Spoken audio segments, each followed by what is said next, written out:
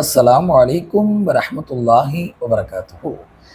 கனிமான இஸ்லாமிய பெருமக்களே, இன்னைக்கு நம்ம சாதாரண ஒரு 300 ரூபா செருப்பு வாங்குறதாக இருந்தாலும் அல்லது 1,50,000 ரூபா மொபைல் வாங்குறதாக இருந்தாலும் ஒன்றுக்கு 10 பேர்கிட்ட கேட்போம், ரிவ்யூவை பார்ப்போம்.